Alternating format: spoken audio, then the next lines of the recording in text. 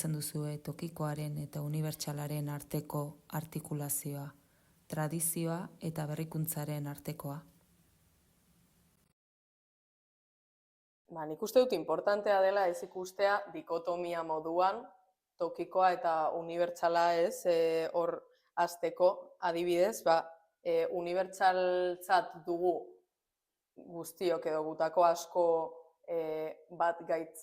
batzeko gaitasuna daukan hori, baina horrek ez du tokikoa ezabatu behar, ez?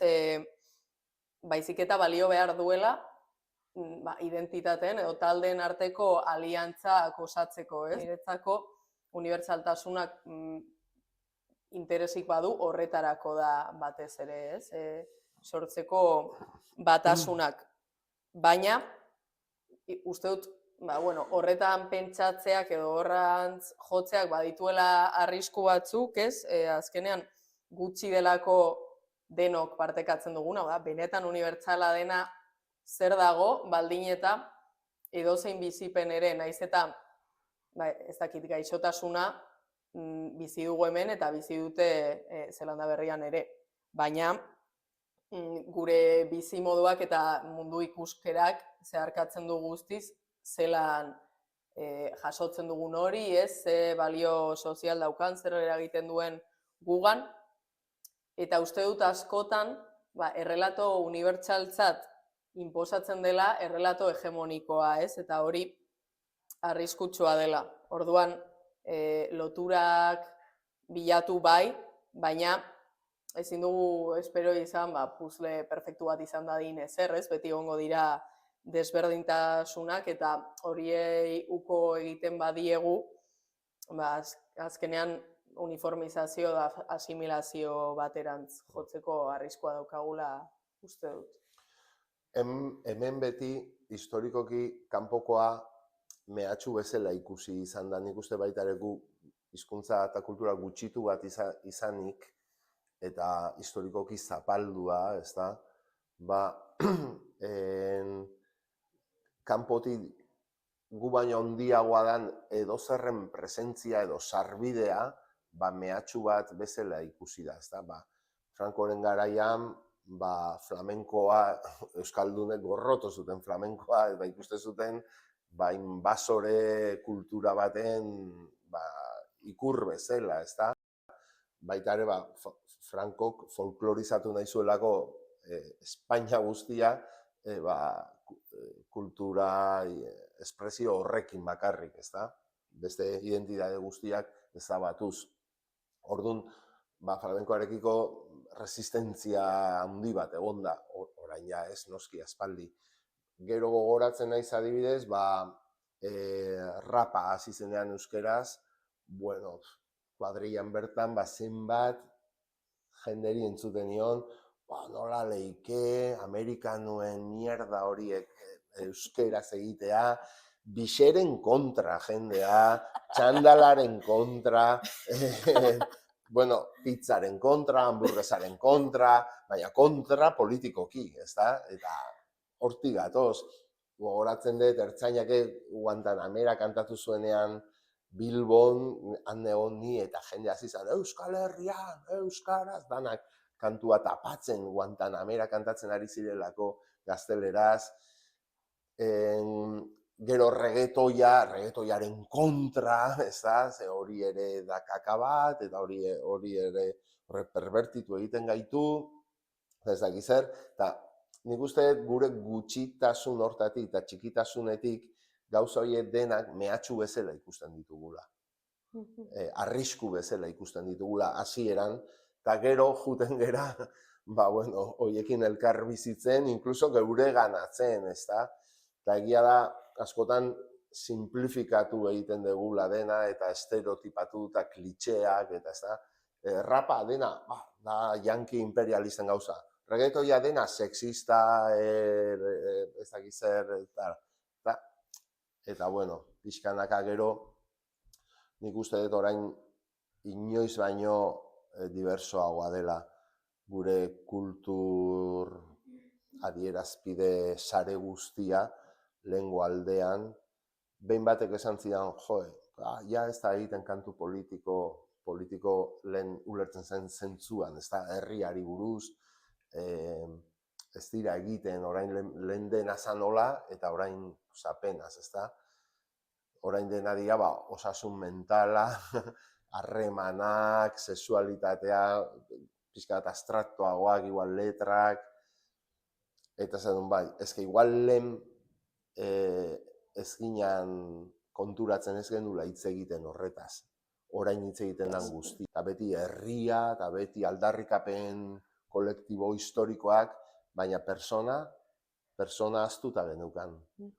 Eta orain, nik uste, persona dagoela erdigunean, igual pixka bat azten ari gera beste guztia, baliteke, baina uste garai hontan bizi gerala, eta hori dela jendeari sortzen zaiona. Eta lehen hori deskuidatuta geneukan. Eta bueno, garai bakoitzean, nik orain inoiz baino aberatsago ikusten dut. Bai, azkenean hor arazotsua da, sailkatzea gauza batzuk politiko moduan eta beste batzuk ez politiko moduan, ez lehen gatazka oso presente geneukan, ez gainean geneukalako eta uka ezina zen, eta orain egia da, ez baduzu nahi, ez duzula zertan, eremu intimoaren inguruan hitz egiten duen kanta baten baitan, gatazka politiko bat identifikatu, ez? Eta hori oso dago lotuta gure ikuspegiarekin baita ere, ez?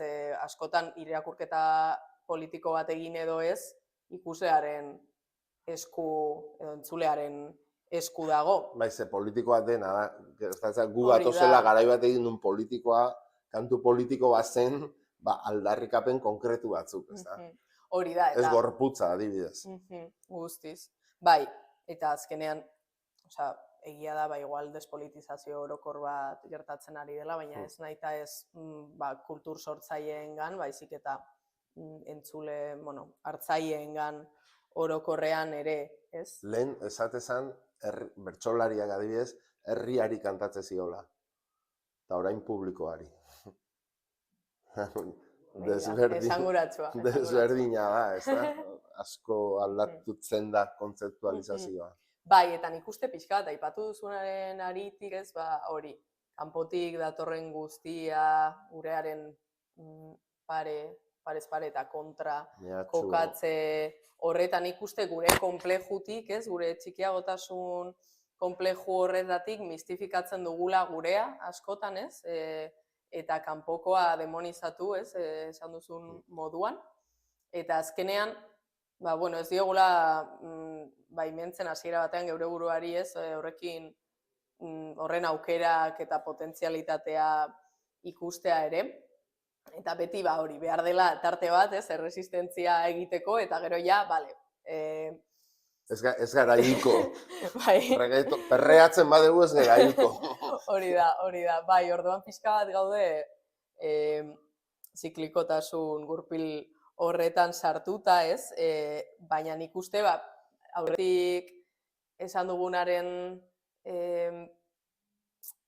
hori garatuta, tradizioak behar duela berrikuntza bizirauteko, ez? Eta behar duela egungoari erantzun jendearengan pizteko zerbait desiragarria izateko, eta nolabait egingarria izateko ere, ez? Azkenean, nahi badugu geratu,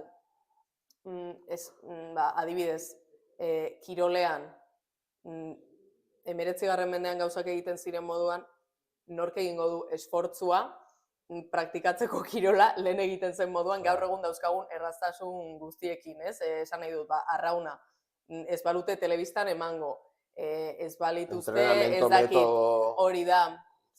Jasangarri batzu. Claro, inor gutxik hartuko luke lana hori jarraitzeko, hori praktikatzeko, edo musikaren kasuan gauza bera, ez? Ez genitu erabiliko dauden softwareak, dena egingo bagenu lehen egiten zen moduan, askoz gaitzagoa litzateke jendearen interesa hor mantentzea.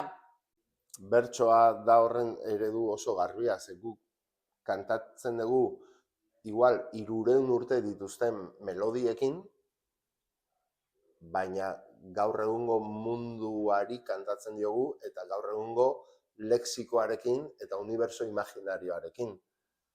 Alegia, gure forma izan daiteke mendeetakoa, baina edukia ez bada gaur egungoa, inori ez zaio interesatuko Guztiz, bai. bertsolaritza. Bertsolaritza interesatuko zaio jendeari, naizta 300 urte dauzkan doinu batean kantatzen badezu, bere gaur egungo bizitzari buruz, eta gaur egungo munduari buruz. Hori fosilizatzen denean, eta egon zen horretarako arriskuan, fosilizatzen bada, tematikan, edukietan, eta bar, jendeari interesatzeari utziko dio bertsolaritzak. Eta uste dut, bertsolaritzaren eraldaketa badela tradizioaren eraldaketaren ezaugarri. Hor beti daude txokeak, beti daude aurretik doazenak, beti minak hartuko dituzte, inkonprentsioak, identitate krisiak, eta beti egongo da gatazka, noski, aurretik doanak beti sentituko du hori. Baina, zuk esan dezuna, tradizioaren eraldaketa hori guztiz beharrezkoa da, mundualdi bakoitzean bizirik jarraitzeko.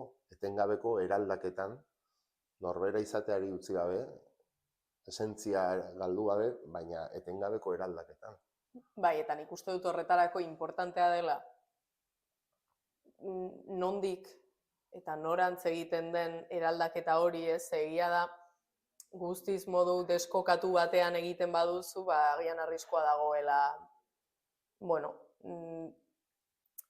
zerbait, zentzurik ez daukan zerbait egiteko. Diluitzeko, ez da? Bai, hori da. Oso guaismo bat ere badago, anistasuna eta denok gara berdinak, denok ez gara berdinak. Eta ez gaitezela denok berdinak izan, mesedez, bestela, horre ere badago trampa bat. Ustezko progresismo hortan ere, anistasunaren izenean ere gauza arrisku asko daude. Denok ez gara berdinak. Eta ez diogu utzi behar bakoitzan norbere izateari, ez da. Bai, guztiz, eta euskal kulturaren kasuan, ezin dugula jarri haren inguruan dauden kultura handien, esan nahi dut, konsiderazio berean. boteretsuen mailan balego bezala, ez? Kontuan izan behar dela nondik gatozen eta non gauden, baina nik uste muga konkretuak jartzea ere arriskutsua dela, azkenean beti utziko ditugulako bizipen batzuk kanpo eta arriskua dagoelako jotzeko esentzialismo baterantz, eta agian hor garrantzitsuagoa da, kulturan nolabait puristak izan baino, ikustea praktika eraldatzaileek edo esperimentazioak gizarteak nola jasotzen dituen, bide hartzen duten, adibidez, euskal musikaren reprise pop bat. Hartzen duena euskal kulturako doinu bat, eta gero egiten du kanta bat reggaetoi generokoa edo denadakoa. Nolabait ze ibilbide dauka gero, kalitatezkoa da, ez da jendea euskal kulturara hurbiltzeko balio du, edo ez. Merkatu logikaren baitan non kokatzen da. Agian interesgarriagoa da galdera horiek planteatzea geure buruari, eta esatea, bale, hemendik bai edo hemendik ez. Eta horren atzean dagoena da, baita ere, zelako euskalduntasuna nahi dugu finean, ez? Beti hori dago atzean. Gauza guztien ama da, ez da. Nola inspiratzen eta aberazten zaituzte sortzaile gisa, familiaren oroimena ezagutzeak eta zuen sustraiak ulertzeak? Niretzat hori gatazka iturri bat izan da, ezta? Nik jaio nintzen garaian, 70. hamarkadan, gero nerabezaroa 80. hamarkadan, eta nik ez nekien nola izan euskaldun, familia espainol batetik etorrita. Ze gauza ziren oso txuri ala beltz. Eta identitatea ulertzeko moduak hola ziren. Eta bertsotan hasi nintzenean berdin, nik ez neukan aurrekaririk.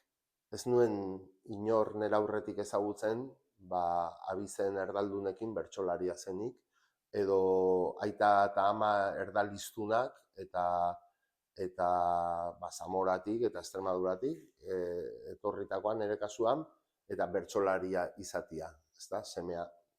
Ez nuen inor ezagutzen, orduan ez nekien nola eraman nire identitatearen zati hori, ze kontrajarria bezala sentitzen nuen. Eta baita ere, euskal identitatea ulertzeko modu bakarra zegoelako kasik. Eta prestigioa zeukana modu bat zan. Beste moduek ez zeukaten prestigiorik. Bertxotan egiteko modu batek zeukan prestigioa ere bai. Eta nire moduak ez zeukan prestigiorik. Ni badakit jende askori zitzaiola gustatzen, ni nola kantatzen nuen, ze nire moduak ez ziren betiko moduak eta prestigioa zuten moduak, euskera jatorra, freskoa, giroak, euki, grazia, txispa, ez zer, baloratzen zen hori guztia nik ez neukan ezer.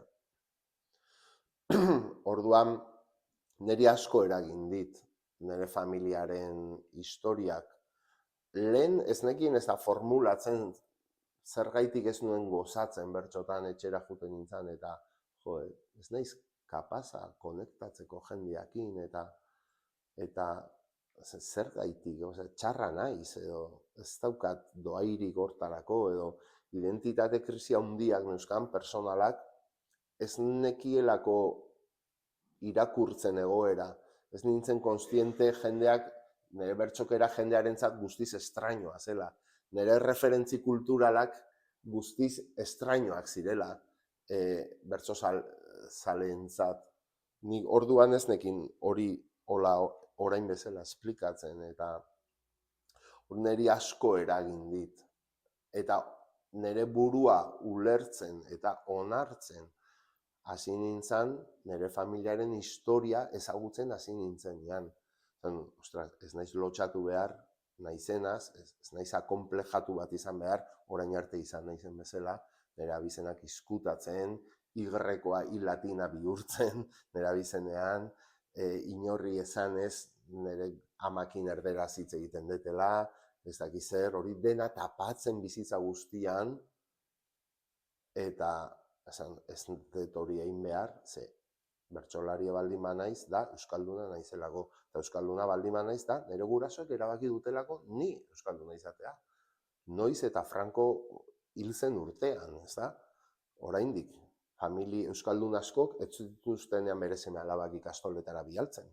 Baina nireak bai, erabaki zuten ni bide zailenetik sartzea, baina nahi zutelako ni euskalduna izatea. Beraiek balore batzu zituzten, eta balore horietatik iritsi ziren erabaki horietara, ez da? Bere semeak euskaldunak izango ginela. Ni naiz nire familiko lehenengo euskalduna, eta bertsolaria naiz. Eta orduan lotxatu eta konplejatu beharrean ulertu nun, nire familiaren historia ulertzean, bere migrazioa eta bere jarrera politikoak zen garesti ordaindu dituzten bizitza guztian, hori ulertzean, ulertu nun, harro egon behar nintzela. Baina, horrek guztiz markatu du. Harro egon arteko garaia, sentitzen nintzelako gutxiago, beste euskaldunak baino, eta beste bertsolariak baino, eta bitxorraro sentitzen nintzen, ze ez zegoen ere antzeko inor, hizkuntza berdina hitz egiten genuen, euskera, baina kultura desberdina geneukan, eta identitate desberdina geneukan. Eta behin ohartu nintzenetik orain arte, baita ere oso erdigunean egonda nire familiaren historia guztia, ze konturatu nintzen posizio privilegiatu bat neukala, hain zuzen ere, euskaldun izateko beste modu batzuk aldarrikatzeko ere bai, ez da? Eta estereotipo historiko batzuk desegiteko ere bai, etorri zirenekiko eta bar, ez da? Nigan behintzat, garrantzi haundia izan du, tokatu zitzaidalako, hasiera hortan egotea, nire moduko lehenengoa izatea, eta gerora, posizio hori ja konstienteki hartu dedalako, diskurso hori, ez da. Sí, historia polita.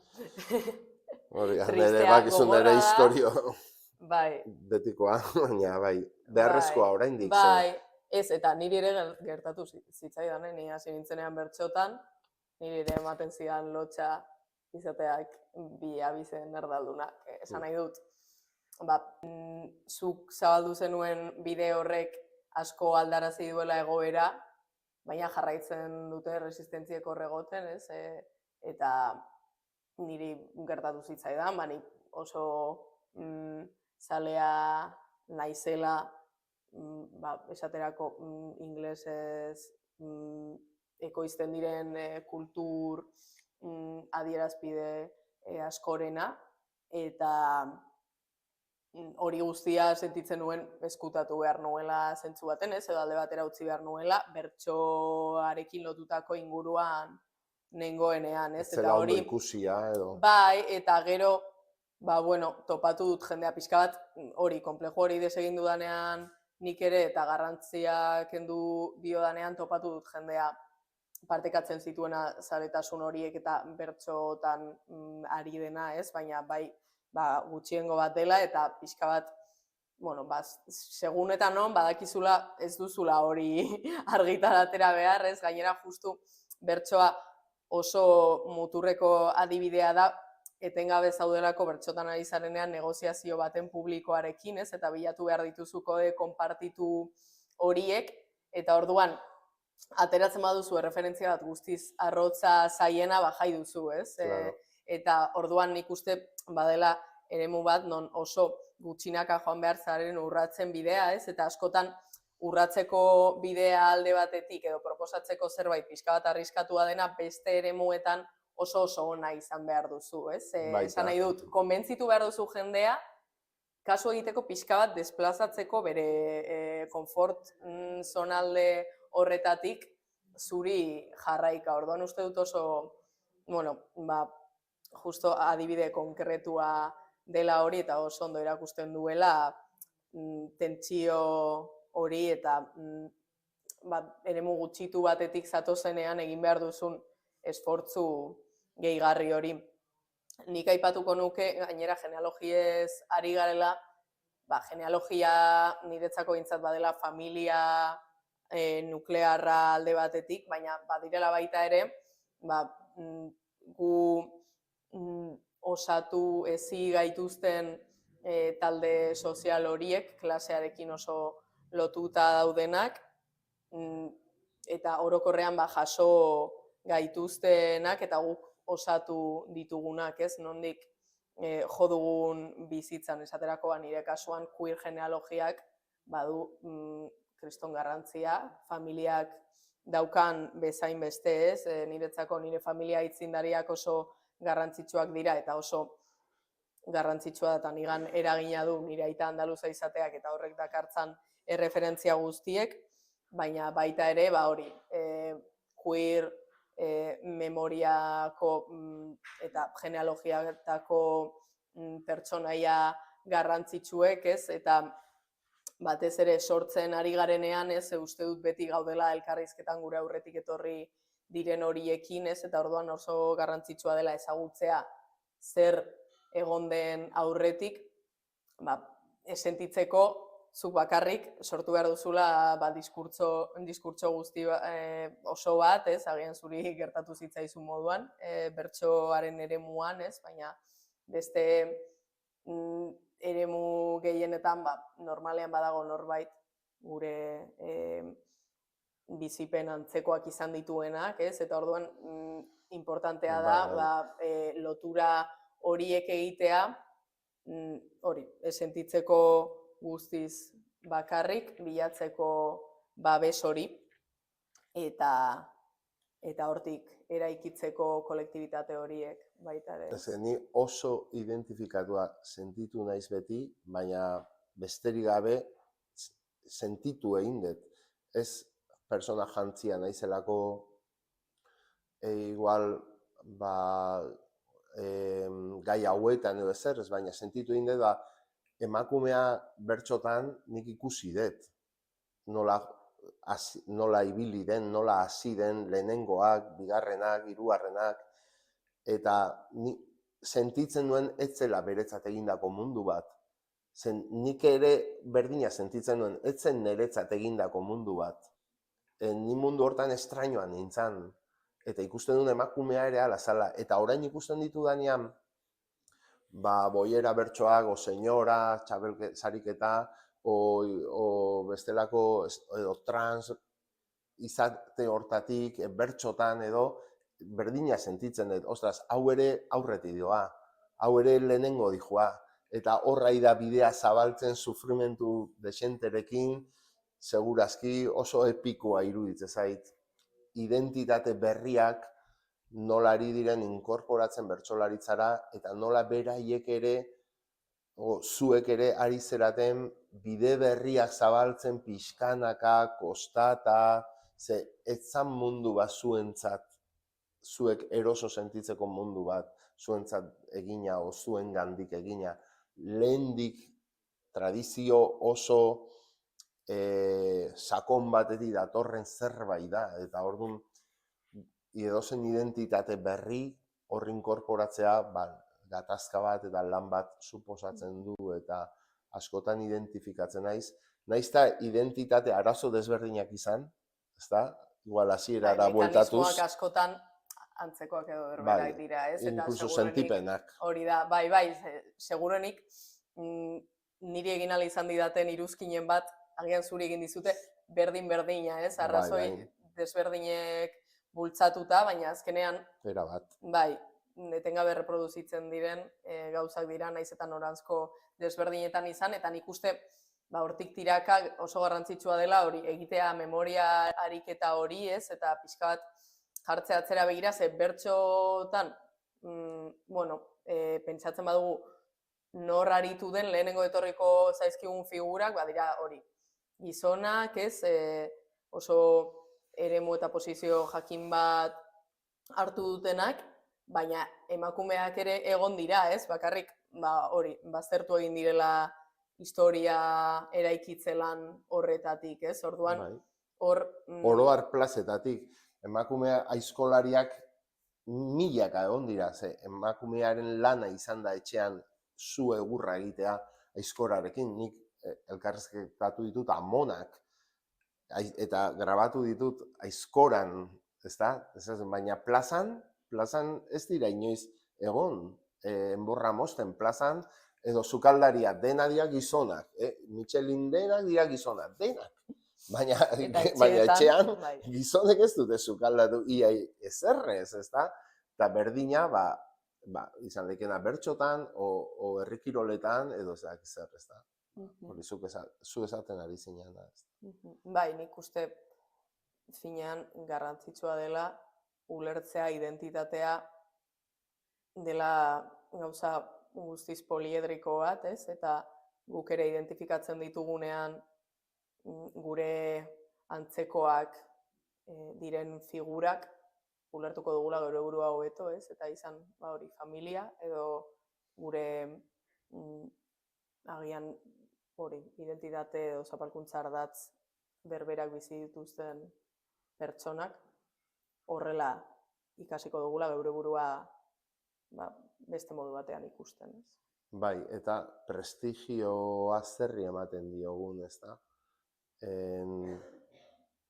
Euskalkirik ez daukaten euskaldunek zergaiti daukate prestigio gutxiago. Zergaiti daude konsideratuak hobeto euskalkia dutenak, adibidez, ezta? Eta euskara galdutako eremuetan, euskara berreskuratu dutenak urtetako lan ilun batean, eta zergaitik akonplejatu behar dira, hain zuzen meritu gehien dutenak. Zergaitik egon behar dira, ez daukaterako prestigiorik, ez da? Eta zer prestigiatzen dugu, zerri ematen diogun, ze indikadore erabiltzen ditugun gauza bat baloratzerakoan, oso importantea da, eta uste hor lan handia daukagula oraindik egiteko, eta batez ere, orain inkorporatzen ari diran identitate guztiak, gure herrira, gure kulturara eta bar, ni eta zu, etorkinen seme-alabak garen bezala eta ari gera kantatzen, idazten, euskeraz. gure etxetik jaso duguna inkorporatzen dugu, gure lanetara eta beraz hori gizarteratzen dugu, orain Senegaletik datozenak, edo Argeliatik, edo Boliviatik, edo Romaniatik, gauzak ondo egingo bagenitu, berdin gertatu beharko litzateke etorkizuneko bertsolariak, idazleak, abeslariak, gu etorkinen seme-alabak garen bezala, beraiek izan beharko lirateke, ezta? Baina lan asko dago egiteko, hori hala izan dadin.